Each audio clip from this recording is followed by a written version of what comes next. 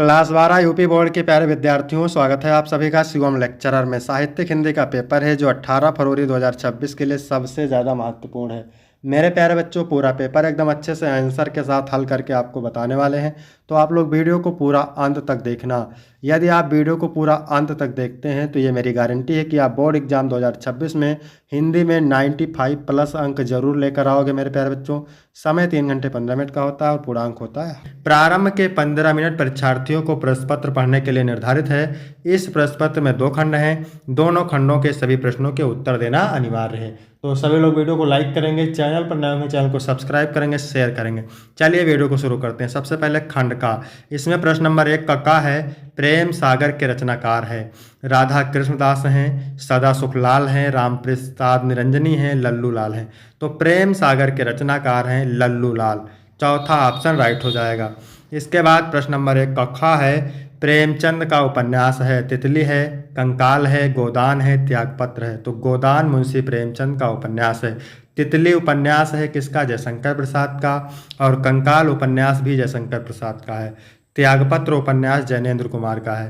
प्रश्न नंबर 1 का है, पैरों में पंख बांधकर कृति की विधा है, आत्मकथा है, जीवनी है, यात्रा वृत्तांत है, उपन्यास है। तो पैरों में पंख बांधकर कृति की विधा है, ये यात्रा वृत्तांत है मेरे प्यारे बच्चों। और किसका यात्रा वृत्तांत है, रामवृक्ष बेनीपुरी की। इसके बाद अगला प्रश्न है 1 का, कल्पलता निबंध संग्रह के लेखक हैं। रामचंद्र शुक्ल हैं, हजारी प्रसाद द्विवेदी हैं, गुलाब राय हैं, वासुदेव शरण अग्रवाल हैं। तो कल्पलता निबंध संग्रह के लेखक हैं वासुदेव शरण अग्रवाल। इसके बाद प्रश्न नंबर 1 का अंगा है, हिंदी प्रदीप पत्रिका के संपादक हैं। प्रताप नारायण मिश्र हैं, बालकृष्ण भट्ट हैं, ठाकुर जगमोहन सिंह हैं, राधा चरण गोस्वामी हैं। तो इसका आंसर आप कमेंट करके बताएंगे कि हिंदी प्रदीप पत्रिका के संपादक कौन हैं। इसके बाद 2 का नंबर है, अयोध्या सिंह उपाध्याय हरिओत की रचना है। वैदेही वनवास, यशोधरा, लहर, गुंजन। तो वैदेही वनवास अयोध्या सिंह उपाध्याय हरिओत की रचना है। लहर जयशंकर प्रसाद की रचना है, गुंजन सुमित्रानंदन पंत की रचना है, और यशोधरा मैथिली शरण गुप्त की रचना है।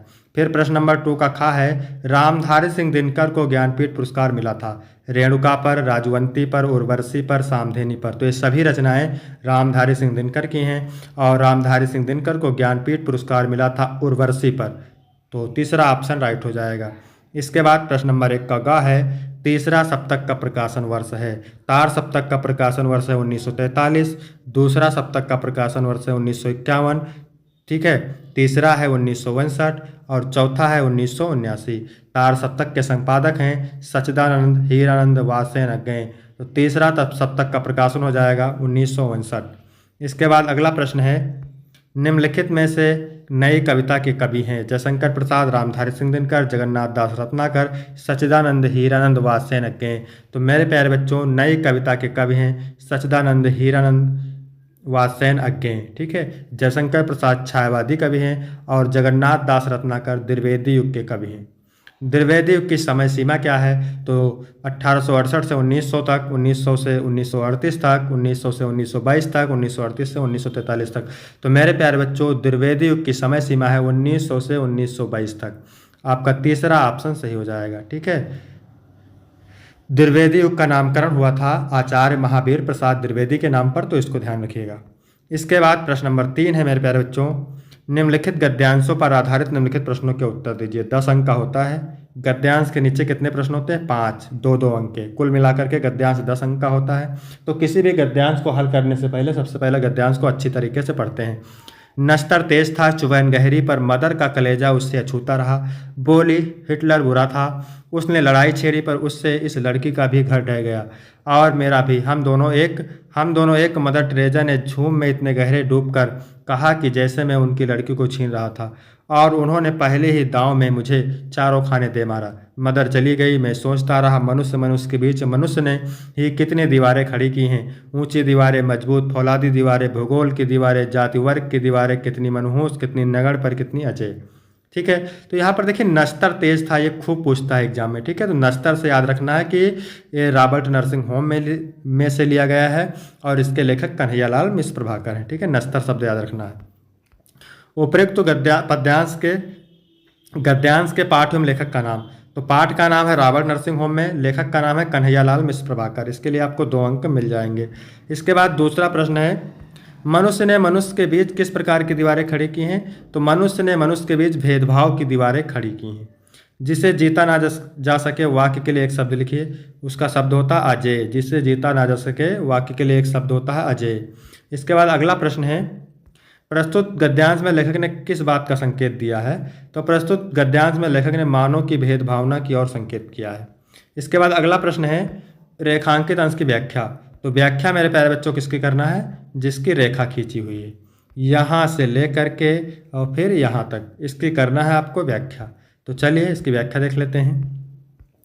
लेखक ने मदर टेरेसा से पूछा कि आप फ्रांस की हैं और सिस्टर क्रिस्ट हेल्ड आपके शत्रु देश जर्मनी की, फिर भी आप उससे प्यार करती हैं। उत्तर में मदर टेरेसा ने कहा कि हम दोनों ईश्वर के लिए काम कर रहे हैं, इसलिए हम दोनों एक हैं। उनके यह उत्तर देकर जाने के बाद लेखक ने सोचा कि स्वार्थपरायण मनुष्य ने ही मनुष्य को पारस्परिक रूप से लड़ने के लिए भेदभाव की अनगिनत दीवारें खड़ी कर दी हैं, अन्यथा ईश्वर ने तो सबको समान ही बनाया है। अथवा करके पर मातृभूमि पर निवास करने वाला मनुष्य राष्ट्र का दूसरा अंग है। पृथ्वी हो और मनुष्य ना हो तो राष्ट्र की कल्पना असंभव है।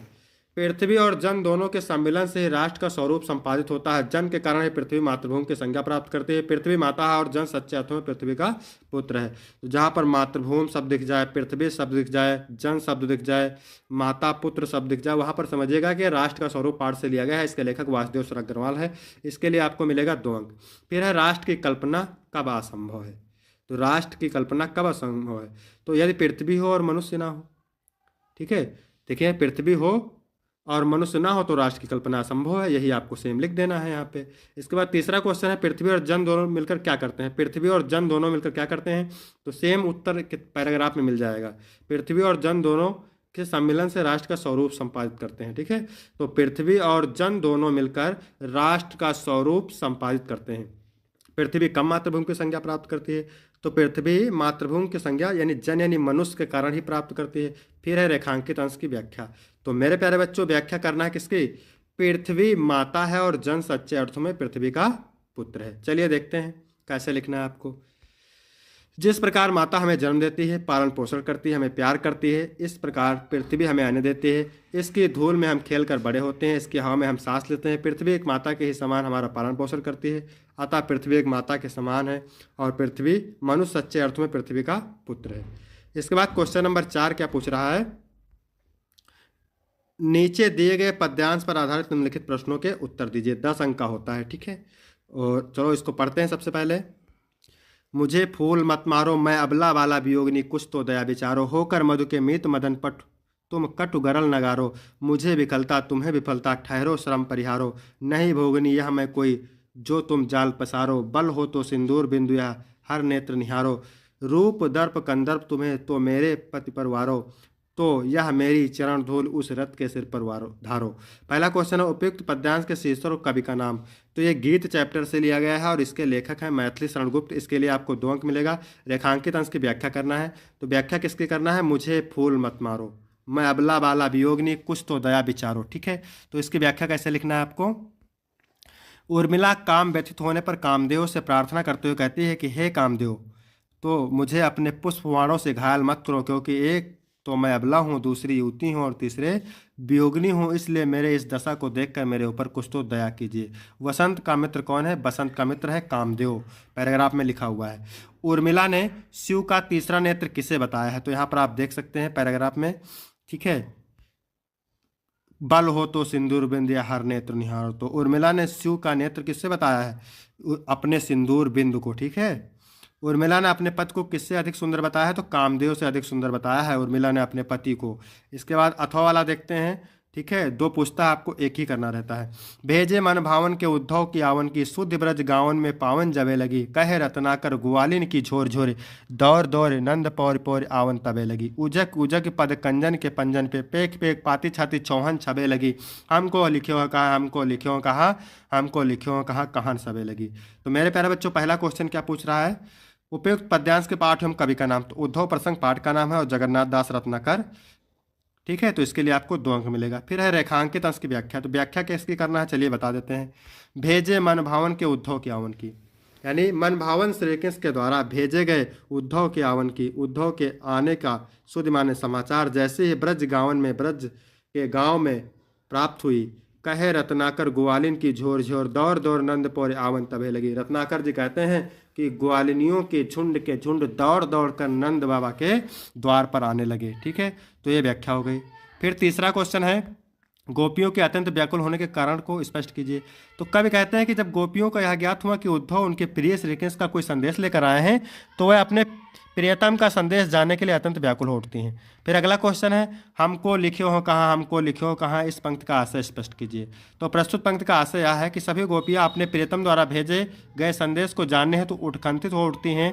वह सभी उद्धव से जानना चाहते हैं कि उनके प्रियतम में उनके लिए क्या क्या संदेश भेजे हैं। वह सभी अपने अपने संदेश को सुनने के लिए अत्यंत व्याकुल हो चुकी हैं। इसके बाद अगला क्वेश्चन है, प्रस्तुत पद्यांश का अलंकार सौंदर्य पर प्रकाश डालिए। तो झोर झोर दौड़ दौड़ उझक उझक पेख पेख में पुनरुक्त प्रकाश अलंकार है।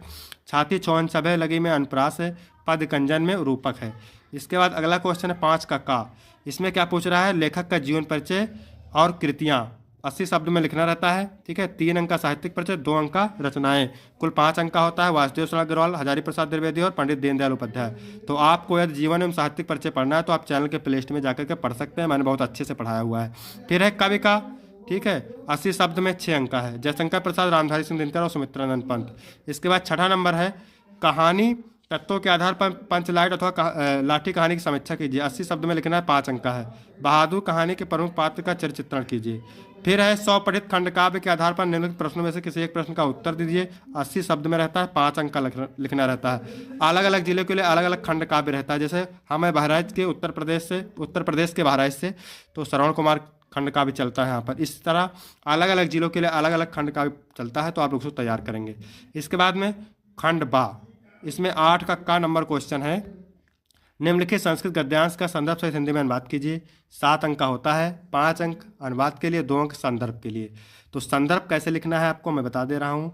संदर्भ, प्रस्तुत गद्यांश हमारी पाठ्यपुस्तक संस्कृत के संस्कृत भाषाएं महत्तम नामक पाठ से अवतरित है। चलिए इसका अनुवाद देखते हैं। संस्कृत साहित्य से आदि कवि वाल्मीकि, संस्कृत साहित्य के आदि कवि वाल्मीकि, महर्षि व्यास, कवि कुल गुरु कालिदास, अन्य चा और अन्य, भास भारव, भवभूत आदि, महाकवय माने महाकवि, शौकीय माने अपने, ग्रंथ रत्न माने ग्रंथ रत्न से, अद्यापि माने आज भी, पाठका नाम माने पाठकों के, हृदय विराजनते माने हृदय में विराजमान है। इयम भाषा आसाम्भ, यह भाषा हमारे, मात्र सब माता के समान, सम्माननीय माने सम्माननीय, वंदनीय माने वंदनीय है। यतो भारत माता, क्योंकि भारत माता की स्वतंत्रता, गौरव माने गौरव, अखंडत्व माने अखंडता, चा और संस्कृत की एकता, संस्कृत नेव माने संस्कृत से ही सुरक्षित माने सुरक्षित, शक्य अंत्य माने रखी जा सकती है।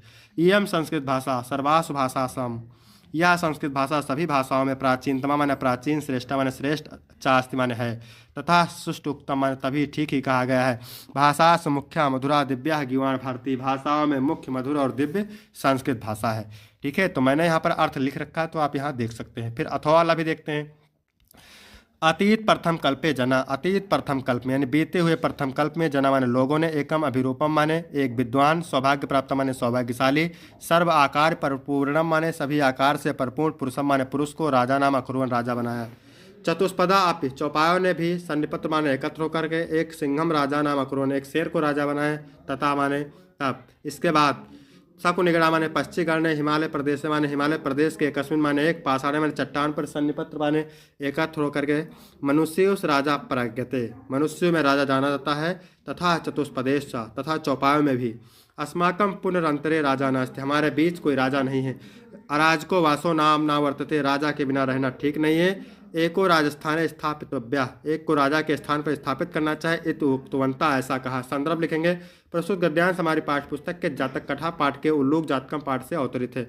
मैंने यह संदर्भ अनुवाद लिख रखा, तो आप देख सकते हैं। फिर खा नंबर है, खा नंबर में क्या है, निम्नलिखित श्लोकों का हिंदी में संदर्भ सहित हिंदी में अनुवाद कीजिए। 7 अंक का भी है।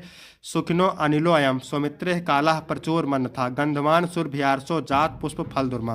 तो सौमित्रे माने हे लक्ष्मण, सुख, अनिलो अयम माने सुखद समीर वाला यह, काला माने समय, प्रचुर मन था माने अति काम उद्दीपक है। गंधमान सुरभियारसो जात पुष्प फल दुर्मा। सौरभ युक्त इस बसंत माह में वृक्ष फूल और फलों से युक्त हो रहे हैं। संदर्भ कैसे लिखेंगे? प्रस्तुत श्लोक हमारी पाठ्यपुस्तक संस्कृत के ऋतुवर्णम नामक पाठ से के बसंत खंड से अवतरित है। इसके बाद अथवा वाला भी देखते हैं। भाषा से मुख्य मधुरा दिव्या गीवाण भारती। भाषाओं में मुख्य मधुर और दिव्य संस्कृत भाषा है। तस्य मधुरम काव्य, उससे अधिक मधुर उसका काव्य है। तस्मादपि सुभाषितम, और उससे अधिक मधुर उसके सुभाषित वचन है। संदर्भ प्रस्तुत श्लोक हमारी पाठ्यपुस्तक संस्कृत सुभाषित रत्ना नामक पाठ से अवतरित है।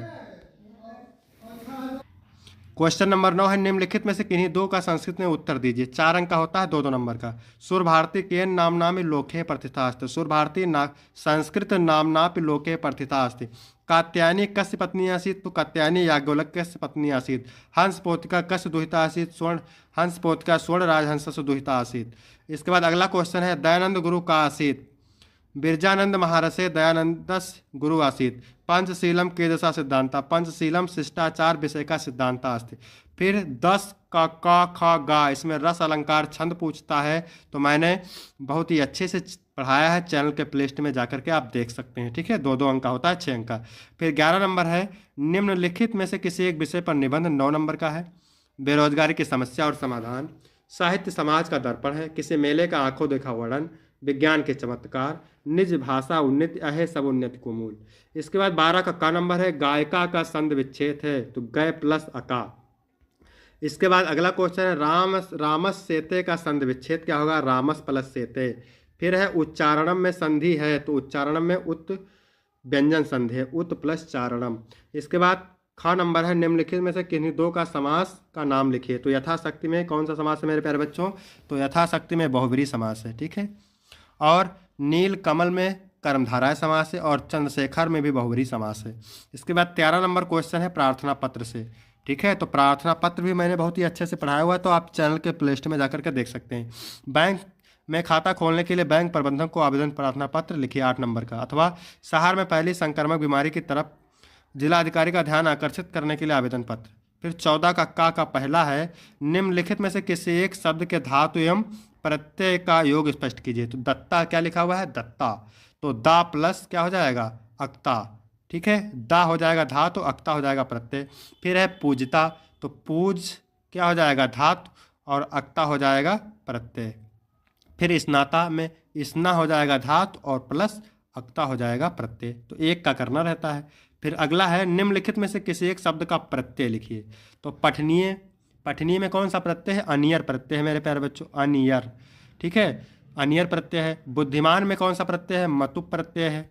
ठीक है, और गता में कौन सा प्रत्यय है? अक्ता प्रत्यय है। ठीक है, इसके बाद ख नंबर है, इसमें रेखांकित पदों में से किसी एक पद में प्रयुक्त विभक्ति तथा संबंधित नियम का उल्लेख करें। 2 अंक का है। ठीक है, एक का करना है। से ग्रामम अभिता, तो मैं एक ट्रिक बता देता हूँ, जहाँ पर दिख जाए अभिता परिता, अभिता परिता, ठीक है, समया दिख जाए और निक्सा दिख जाए। ठीक है, निक्सा दिख जाए, वहाँ पर होता है मेरे प्यारे बच्चों कौन सी विभक्ति? वहाँ पर होता है द्वितीय विभक्ति। कौन सी होती है? द्वितीय विभक्ति। अभिता का मतलब होता है चारों ओर। ये पादेन खंजा, तो यानी पादेन मतलब पैर से, खंजा माने लेंगड़ा, तो जहाँ पर शरीर में कोई बीमारी हो, कोई विकार हो, उस तरह का हो, तो वहाँ पर होगा तृतीय विभक्ति। ठीक है, तो इसको आप ध्यान रखेंगे। इसके बाद में रामेण शाह, जहाँ पर शाह की बात हो, साथ की बात हो कि फलाने के साथ फलाना है ना, तो उसके अर्थ में तृतीय विभक्ति हुई होता है। ठीक है, तृतीय होता है।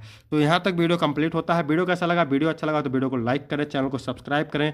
फिर मिलते हैं आपको अगले वीडियो में, तब तक के लिए धन्यवाद।